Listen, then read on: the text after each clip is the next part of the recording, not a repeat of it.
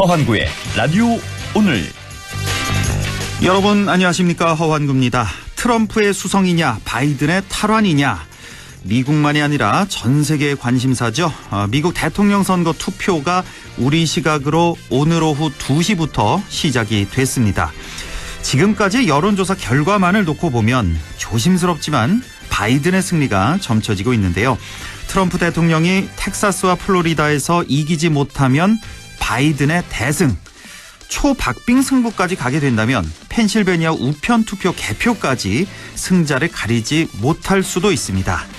미국은 현재 무척 격앙된 분위기라고 하죠.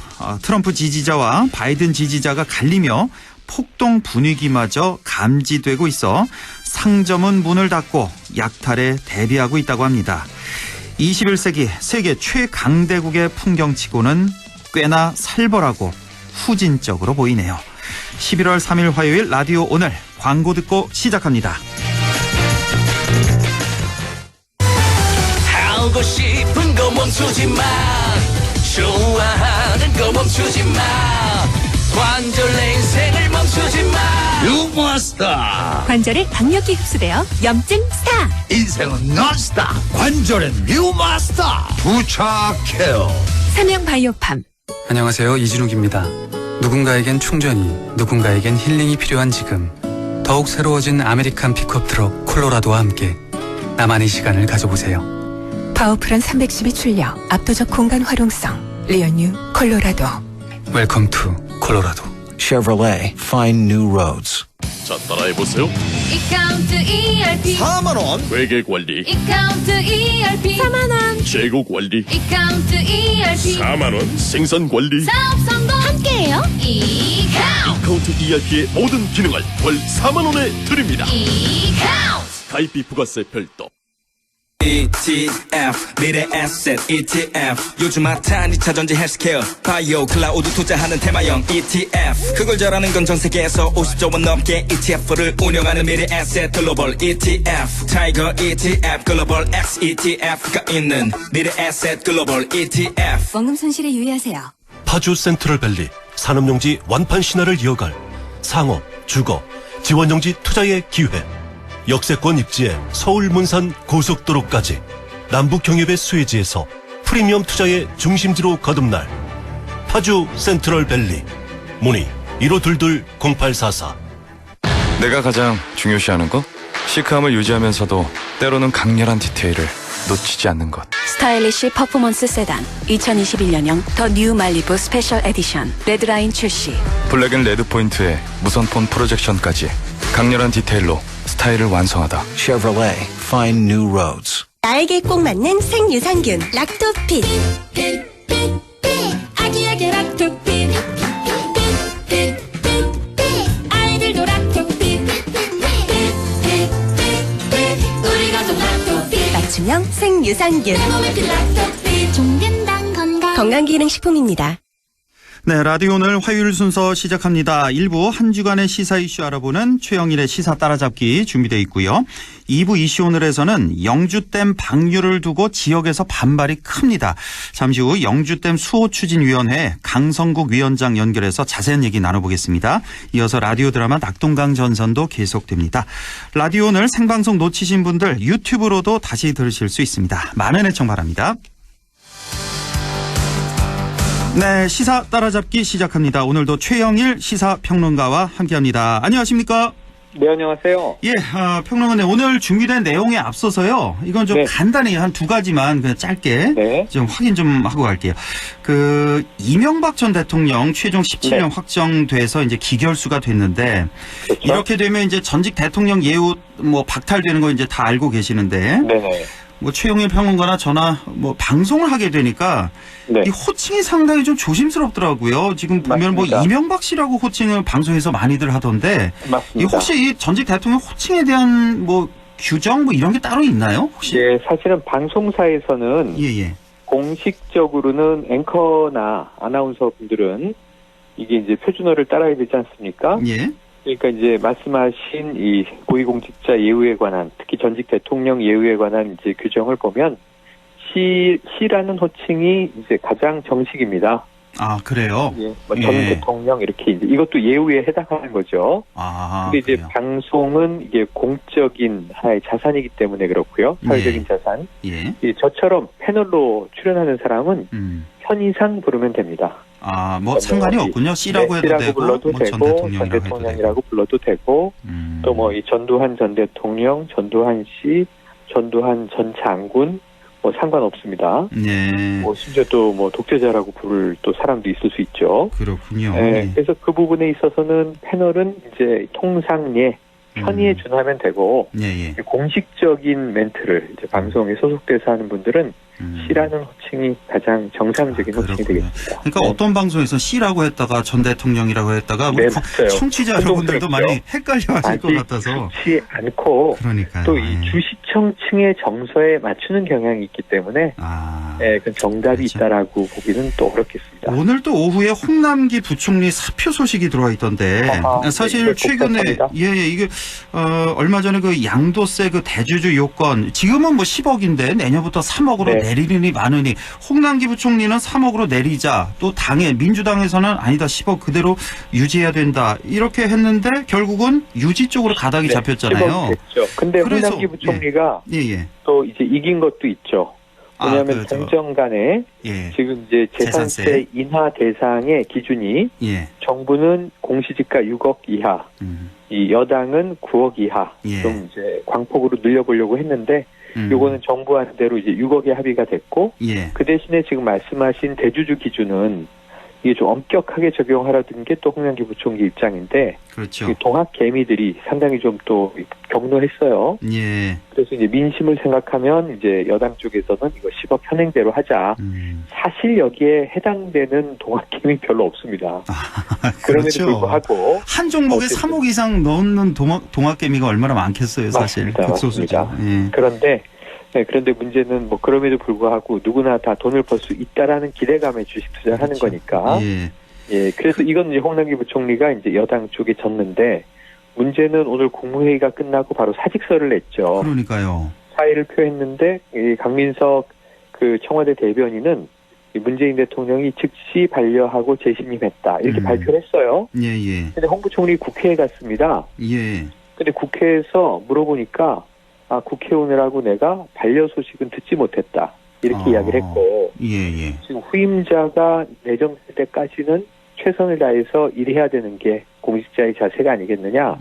그래서 이 부분이 지금 좀 민주당이 부글부글 끓고 있는 것이 대통령이 사표를 반려하고 재신임을 했다는 이야기를 직접 못 들었다면 확인이라도 했을 텐데 또 확인해준 사람도 많았을 거고요. 이거를 지금 못 들은 척하고 계속 사의를 지금 밀고 나가는 건가?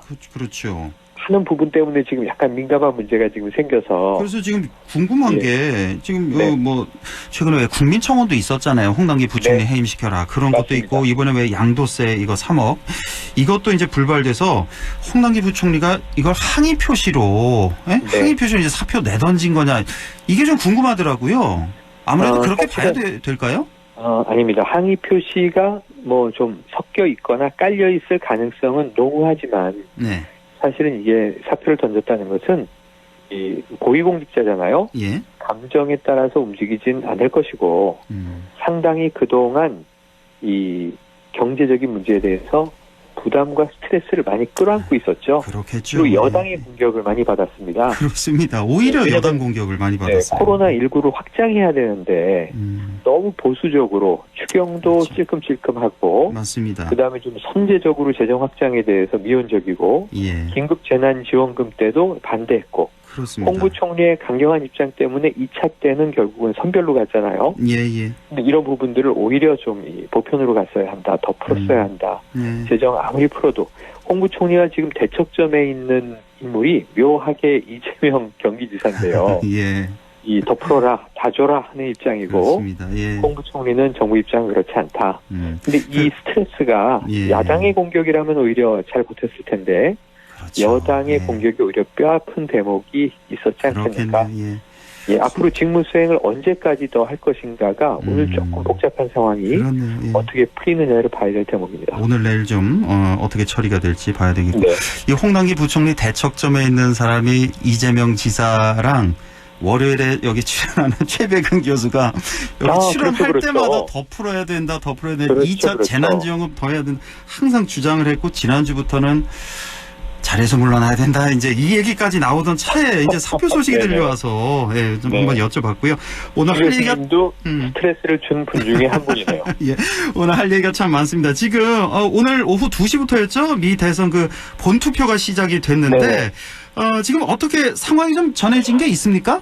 예, 전해지고 있어요. 지금 이게 우선 뉴햄프셔에서 우리 시간으로 오늘 오후 2시에 시작이 됐고요. 예. 미국 시간으로는 이제 동부 서부가 시간이 다르기 때문에 동부에서부터 서부로 쭉 이제 옆으로 횡으로 가는 겁니다. 예. 뉴햄프셔 마을에서 시작이 됐는데 첫 마을 5표가 있어요. 5표 저 선거인단이? 선거인단 5명? 선거인단이 아닙니다. 그냥 사람이 유권자가. 5명? 유권자가? 네. 그래요? 작은 마을에. 근데 이제 5명 모두 다 바이든에게 투표해서 5대0. 그 결과가 나왔습니까? 바로? 그럼요. 바로바로. 5명이니까? 5대0으로 시작을 했는데, 다른 두 마을은 다 또 트럼프 대통령을 찍었어요. 그래서 뉴햄프셔주의 자정에 우리로 치면은 땅끝 마을에서 투표가 시작이 되는 건데, 이 스타트 라인에 3개 마을에서는 트럼프가 16표, 바이든이 5표. 처음에 바이든 후보가 약간 기분 좋았지만 16대 5로 이제 트리플 스코어가 됐고요. 지금 쭉 가서 제일 핵심적인 게 우리 시간으로 내일 오전 9시입니다. 지금 투표는 계속 이루어지고 있고요. 내일 오후 2시경에 24시간의 투표가 끝나는데 이 시간차 때문에 내일 오전 9시에 동부 4개의 주의 투표가 끝나고 출구조사가 나와요. 출구조사 바로. 그러면은 이때 출구조사가 오차 범위 내에서 박빙이다 그러면 한참 더 지켜봐야 되고. 그렇죠. 내일 트럼프나 바이든이 한쪽이 우세하면 이게 기세가 기울었나 하고 이제 한번 관측을 해볼 수 있습니다. 그리고 이제 서부가 다 끝나는 게 이제 내일 정오 이후 오후고요. 그러면 이제 서부 4개 주가 끝나면 대형주는 다 완료가 되는데 미국 본토에. 마지막에 투표가 종료되는 지역은 알래스카와 하와이입니다. 여기는 선거인단이 몇 명 안 되기 때문에 큰 의미는 없지만 어쨌든 공식적으로 알래스카와 하와이를 끝으로 투표가 끝나고요. 추운 지역과 더운 지역. 그런데 지금 전체적인 판세가 막 엎치락뒤치락 하는데 박빙이에요. 그러니까 점점 박빙이 됐어요. 바이든이 이 16%까지 우세였는데 본투표 시작하는 오늘 10%포인트를 리드하고 있다가 지금 6%. 오늘 기준으로? 지금 이제 그런데 트럼프는 지금 모든 경합주를 다 가져와야 되는 상황이거든요. 그렇죠. 열세기 때문에. 근데 경합주마다 다 오차범위 내 접전입니다. 바이든 우세 경합주가 2개 있긴 하지만 격차가 크지 않고 어쨌든 조금 한 표라도 이기면 선거인단은 모두 독식하기 때문에 538명 중에 누가 먼저 매직 넘버 270명을 점하는가 내일 오후에는 판가름이 날 것 같습니다. 나는 이 미국 이 선거판을 보면서 정말 이거 좀 최영일 평론가께 여쭤보고 싶었는데 지금 트럼프 대통령 본인이 대통령이잖아요. 그런데 그런 사람이 지금 선거 제도를 비판하면서 나는 결과 불복하겠다. 사전투표 이거 부정선거라고 주장하고 난 조기에 승리를 선언하겠다. 자기 폭력 지지자들을 사랑한다. 이해할 수 없는 이런 선거판인데 이거 정말 너무 수준 낮고 후진적인 모습 아닙니까? 트럼프 대통령의 말과 언행을 보면서 미국이 야만의 시대로 돌아갔다. 마치 우리가 서부개척 시대에 무슨 이제 한 지역 유지 행세를 하는 악당을 보는 것 같은 느낌이다. 이런 얘기들이 나오는데 트럼프 대통령이 좀 이렇게 정말 지금 떼쓰기 전략밖에는 대통령직을 유지할 방법이 없다라고 판단한 것 같아요. 그러니까 물론 박빙으로 역전해서 이길 가능성도 있고 오차 범위 내 접전으로 누가 이겼는지 졌는지도 모를 가능성이 있는데 어쨌든 큰 폭, 압도적인 폭만 아니면 지금 계산상 바이든이 조금 앞서도 우기기 전략으로 대통령직을 유지하려는 시나리오까지 세운 게 확실해 보입니다. 그래서 더 나아가서 지금 대법관도 좀 무리하게 조기에 지명하고. 연방 대법원은 장악했죠. 보수 6, 진보 3 이렇게 베럿 이 대법관을 긴즈버그 대법관 후임으로 밀어넣고요. 그것까지 다 생각한 거 아니에요? 지금 네, 우편 투표 지금 다 불복하기로 지금 얘기했고 문제 있다. 나는 승복 못한다. 미리 다 포석을 깔았고 이제 소송만 내면 됩니다. 예. 소송을 내고 대통령직이 확정되지 않은 상황에서 쭉 버티다가 문제는 이게 조 바이든 후보가 워낙 고령이기 때문에 야 해도 너무한다 그러면 지금 민주당 후보들이 손들고 승복한 경우가 많거든요. 과거 엘고 후보, 지난번에 힐러리 후보 모두 다 유권자 표 차로는 이겼는데 선거인단에서 아슬아슬했는데 다 국론 분열을 난 우려해서 대기하시오 그래서 그동안 강짜를 썼던 대선 후보가 직을 먹은 경우들이 있었어요. 그런 걸 노리는군요. 아마 이 캐릭터에 대해서는 타의 추정을 불허하므로 알겠습니다. 이게 쉽지가 않을 것 같습니다. 진흙탕이 될 수도 있습니다. 자, 이제 우리나라로 좀 돌아와서 할 얘기가 너무 많아서요. 지금 대선 주자 지지율 보면 이낙연, 이재명, 윤석열 이제 삼강 체제인 것 같은데 그런데 좀 여쭤보고 싶은 게 이 윤석열 총장의 이 야권에서는 독주잖아요, 지금 윤석열 총장이 후보 중에. 근데 이 현상에 오히려 민주당은 좀 뒤에서 좀 웃고 여유 있는 것 같고요. 국민의힘이 오히려 머릿속에 좀 더 복잡해지는 것 같은 느낌이에요. 네, 그러니까 지금 이게 안 좋은 편이지만 신동근 민주당 의원이 뭐 윤나 땡 이런 표현까지 썼잖아요. 윤석열 나오면 땡큐. 네네. 이게 원래는 이제 황교안 대표 나오면 땡큐, 그때 그런 말이 있었죠. 또 패러디 했는데. 자, 문제는 윤석열 검찰총장이 지금 검찰 조직에서 정권과 맞서는 역할을 하면서 이 지금 이미지는 야권의 지지를 받을 만도 하지만 정말 정치하러 이제 검찰총장직을 내려놓고 뭐 제일 끌어도 내년 7월이고요. 빨리 가면 그 전에 이제 직을 던질 수도 있는데 오늘 추미애 장관이 검찰총장에게 아주 센 이야기를 했습니다. 또 했습니까 오늘? 네, 지금 이제 중립을 위배하고 있다. 언행 자체가 정치를 하려면 사퇴하고 하라. 사퇴를 종용하는 것으로 해석할 수 있는 발언을 오늘 또 했어요. 그렇네요. 윤 총장이 이제 나온다면 정말 이게 정계에서는 한번 출렁할 텐데 근데 문제는 국민의 힘으로 가진 않을 것이다. 결이 너무 안 맞아요. 왜냐하면 국민의힘은 박근혜 전 대통령이 무고하다라고 이야기하는 강성보수층까지 아우르고 있는데 지금 윤 총장은 그 입장에서는 완전히 적대적이죠. 그러니까 근데 지금 방송에서 그런 얘기 많이 하던데 윤 총장이 나오더라도 국민의힘으로 가기는 힘들지 않겠냐 이 의견도 있지만 사실 현실적으로 보기에 국민의힘으로 안 간다면 윤 총장 대선 당선되기는 거의 불가능한 거 아닙니까? 제3 조직이 힘이 필요하니까. 그래서 지금 오히려 윤 총장의 파괴력이라면 지금 윤 총장의 지지층을 보면 이 태극기 부대는 없어요. 그렇죠. 근데 지지율이 왜 이렇게 두 자릿수로 치솟고 있느냐 하면 중도가 지지하는 거예요. 그러니까요. 민주당을 한때 지지했다가 이제 실망해서 나온 사람들이라든가 애초에 중도 보수 성향이라든가 이런 사람들이 이제 지지할 곳이 없는데 안철수 대표의 국민의당은 너무 취약한 거죠. 지금 작아요. 그런데 차라리 윤 총장은 지금 홀로 지금 이제 정권과 맞서고 있구나. 추 장관이 저렇게 강하게 나오는데도 버티고 있구나. 그 지지가 쌓이고 있는 과정인데 이걸 담을 그릇이 필요해요. 근데 문제는 국민의힘도 그러면은 이제 윤 총장하고 또 갈라서면 후보 난립 상황이죠. 복잡해지네요. 지금 윤 총장을 가운데 딱 주춧돌로 놓고 지금 야권 후보들을 다 모으면 이 이낙연, 이재명 합치면은 지금 40%대입니다. 야권 군소 후보들을 다 모으면 40%대예요. 그러니까 표를 모아야 힘을 쓸 수 있다는 거예요. 그렇죠. 그래서 지금 과거에 실패했던 이제 제3지대 빅텐트론, 또 제3정당론 이게 다시 나오고 있는데 국민의 당이 역할을 할 수 있겠는가? 아예 윤 총장 주도로 신당이 창당되는데 국민의 힘이 마지못해 흡수되겠는가. 근데 이게 원래 지향점은 김종인 비대위원장과 같은데 중도로 가고자 하지 않습니까? 근데 김종인 비대위원장은 지금 윤석열 총장은 뭐 별 깜이 아닌 것 같다. 또 오라고 했는데 별 반응이 없다. 이렇게 좀 약간 뜨아하게 보고 있거든요. 지금 최영일 평론가 말씀 듣고 보면은 오히려 지금 국민의힘이 또 둘로 나뉠 가능성도 있습니다. 있어 보이는군요. 알겠습니다. 네네. 원래 이 자유한국당과 바른미래, 네. 그래서 홍준표 의원의 역할도 조금 앞으로 지켜봐야 되고요.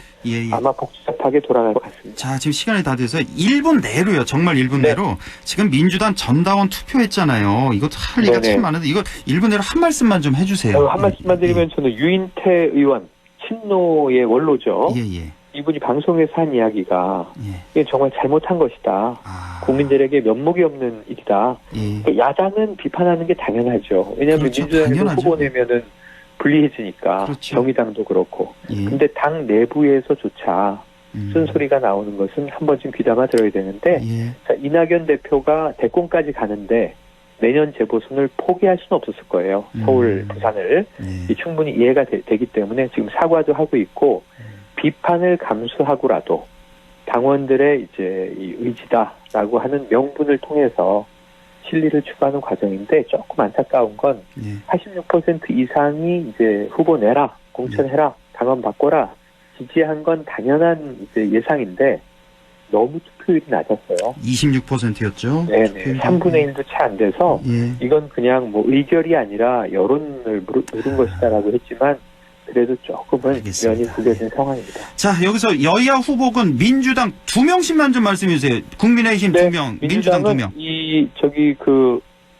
우상호 의원하고요. 우상호. 박영선 장관의 대결이 될 것 같고요. 지금 서울시장을 기준으로 보면 이제 국민의힘에는 이게 또 흘러간 물로 방아를 돌릴 수 있겠는가인데 저는 오세훈 나경원을 봅니다. 오세훈 대선 안 나오고 서울시장으로? 일단은 서울시장에 도전해야 되는 게 오세훈 전 시장의 경우에 그냥 대선으로 나가기엔 기반이 없어요. 당내에도. 나경원 전 의원은 지금 아들 문제도 있고 한번 선거 과정을 통해서 털고 가야 될 문제들이 있습니다. 조국 전 장관과 대척점에 있는데 이런 것들을 한번 지켜보고 부산은 국민의힘이 유리한데 조금 더 지켜봐야 되겠죠. 지금 한 10명이 난립하고 있습니다. 그러니까 자, 지금까지 최영일 시사평론가였습니다. 고맙습니다. 네, 고맙습니다. 네, 라디오 오늘 잠시 후 2부에서 뵙겠습니다.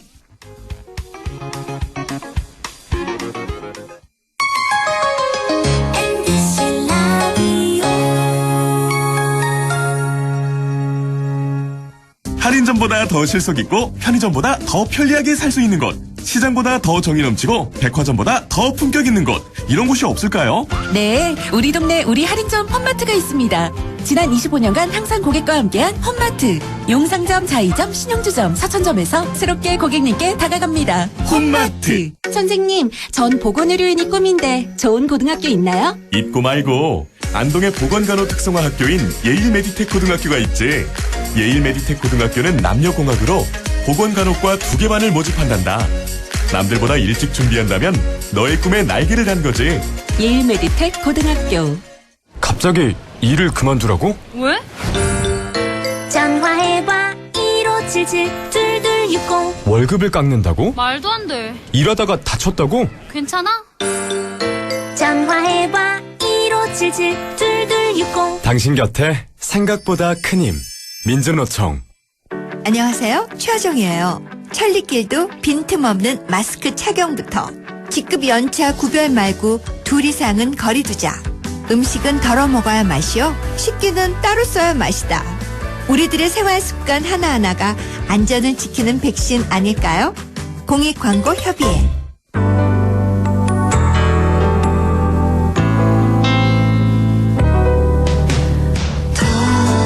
어렵던 날도 많았죠. 우리 함께 한다면 따스함을 느껴요. 사랑이 있어요. 소중한 꿈을 이뤄봐요. 우리 함께 여기 있으니 감동과 사랑 있는 MBC 라디오 문화방송 100.1 MBC 라디오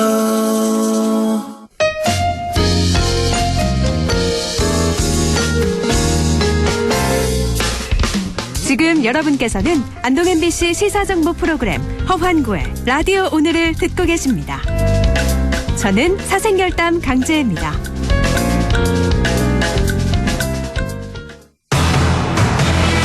네, 6시 30분 막 지났네요. 이슈 오늘 시작합니다. 영주댐 방류 결정에 영주시와 농민들의 반발이 큽니다. 어제 영주댐 협의체 회의에 영주시가 참석해서 방류 철회를 요구했지만 받아들여지지 않았다고 합니다. 오늘도 현장에서 영주댐 방류 철회 집회를 계속해서 이어갔다고 하는데요.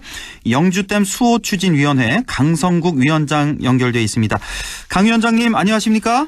네, 안녕하십니까? 예, 지금 영주댐 방류 계획을 철회하라 이런 주장을 하고 계시는 건데, 그 지난주인가요? 세종시 종합청사를 방문해서 방류 계획 철회도 요구하셨고 오늘도 또 시위도 하셨다고 들었는데 지금 어떻게 돼가고 있습니까? 지금 조금 더 변화된 게 없고요. 거기 가서도 우리 의견을 전달했다면 아직까지 관찰된 게 없습니다. 예. 그 세종시 종합청사 방문하실 때는 뭐 몇 분 정도나 가신 거예요, 현장에? 그때 우리가 한 200여 명이 갔습니다. 많이 200명. 가셨네요. 예. 가셔서 주로 뭐 어떤 요구를 하신 겁니까, 현장에 가서? 그러니까 우리는 여기가 지금 이 댐을 설치하고, 설치할 때도 우리 주민들이 반대를 했었는데 지금 정부가 수치를 해놔놓고, 지금 다시 또 이 댐 방류를 해서 뭐 장기적으로 댐 철거까지 이야기가 나오는데 그래서 우리 지역 주민들은 그건 있을 수 없다. 방류를 할 수가 없다. 댐을 그대로 유지를 해야 된다 하는 것이 우리 지역 주민들의 입장이고요. 그러지 않고는 우리 지역 주민들이 살아남을 수가 없다. 이렇게 하고 있습니다. 예. 그 현장에서 환경부로부터 뭐 들은 답변은 전혀 없으신 거고요? 환경부에서는 뭐 이야기하는 게 그렇지 않다. 일단 물을 빼고 어느 적정수까지 외산다 이러지만은 이게 지금 환경단체들이 또 있어요. 이 사람들하고 지금 이렇게 돼 있기 때문에 이게 아직까지 해결점이 안 나오기 때문에 저들은 이 댐 하류에서 계속 투쟁을 하고 있는 겁니다.